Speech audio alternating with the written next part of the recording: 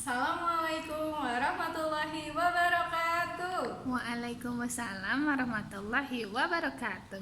Good morning, Good student. morning, Miss. How are you today? Alhamdulillah, I'm fine, thank you. Allahu Akbar. Yes, yes, yes. Mudah-mudahan kalian tetap berada dalam lindungan Allah Subhanahu wa taala dan tetap sehat walafiat.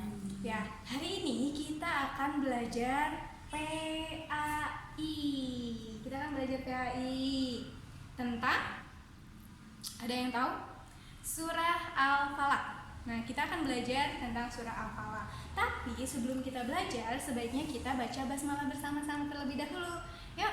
Bismillahirrahmanirrahim. Ya, sudah siap? Siap. Ya, ayo kita belajar. Semangat ya. Nah, surah Al-Falaq. Surah Al-Falaq ini surat ke-113 di dalam Al-Qur'an.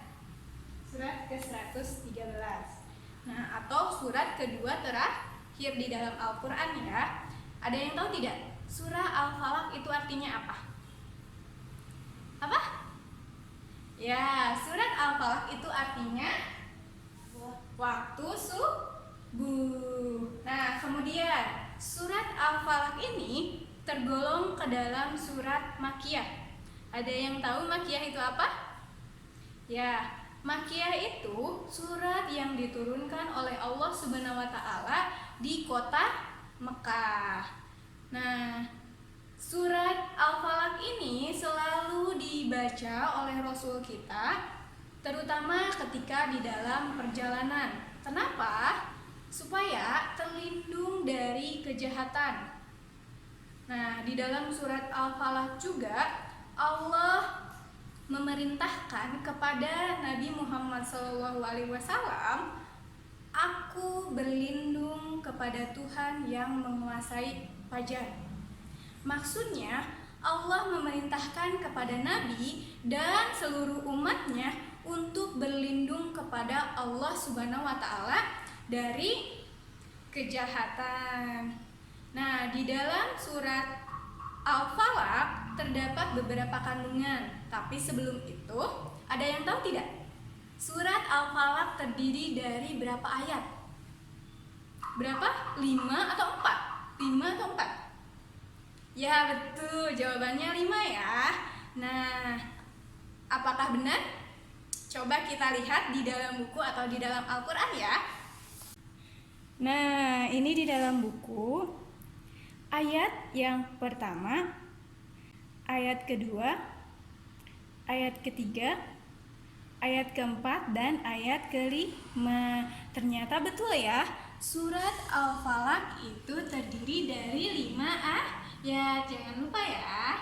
Nah, di dalam surat Al-Falaq ini terdapat kandungan atau isinya. Tentang apa ya? Nah, di dalam Al-Falaq ini dijelaskan ada kejahatan. Kejahatan apa saja? Mau tahu? Ya, yang pertama kejahatan makhluk. Nah, makhluk ini makhluknya terdiri dari makhluk yang nyata, makhluk yang gaib. Allah kan menciptakan segala makhluk, baik itu nyata maupun gaib. Contohnya yang nyata, makhluk apa? Makhluk kita ini, manusia. Ya, kemudian apa lagi? Ada hewan, buah contohnya, kemudian tanaman juga. Nah, untuk makhluk gaibnya, contohnya apa? Syaitan, kemudian jin. Nah, itu adanya kejahatan makhluk yang Allah ciptakan, baik itu yang nyata maupun yang gaib. Yang kedua, dari kejahatan malam. Nah, dari beberapa kejahatan yang ada, biasanya itu terjadi ketika malam hari. Contohnya maling, kemudian perampokan, begal. Nah, biasanya itu terjadi ketika malam hari ya. Nah, yang ketiga apa? Kejahatan tukang sihir, contohnya dukun ya. Nah, mudah-mudahan kita dijauhkan dari hal seperti ini. Yang terakhir yaitu kejahatan orang dengki. Tahu dengki itu apa? Nah, dengki itu tidak terlihat ya. Dengki itu ada di dalam diri manusia atau di hati manusia. Biasanya kita tidak tahu apakah orang tersebut dengki kepada kita atau tidak ya. Nah, dengki ini merupakan penyakit yang tidak terlihat, tapi juga merupakan penyakit yang berbahaya. Karena apabila orang tersebut sudah dengki terhadap kita, dia bisa melakukan kejahatan-kejahatan yang sangat luar biasa. Nah, mudah-mudahan kita dijauhkan dari orang tersebut ya. Amin. Nah, dari semuanya ini, dari surat Al-Falaq ini, itu intinya menjelaskan bahwa kita itu hanya bisa berlindung kepada siapa? Kepada Allah Subhanahu wa Ta'ala, yaitu Tuhan kita satu-satunya ya. Nah, untuk pembelajaran hari ini cukup sekian. Mudah-mudahan kalian bisa memahaminya. Nah, sebelumnya misalkan membacakan satu hadis. Nah, siapa saja yang membaca satu huruf dari kitab Allah atau Al-Quran, baginya satu kebaikan.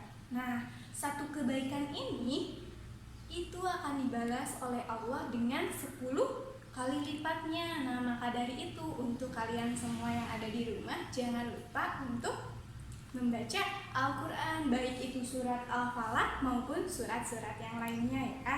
Nah, untuk lebih paham lagi, supaya kalian paham, jangan lupa kerjakan tugas-tugas di bawah ini ya. Assalamualaikum warahmatullahi wabarakatuh.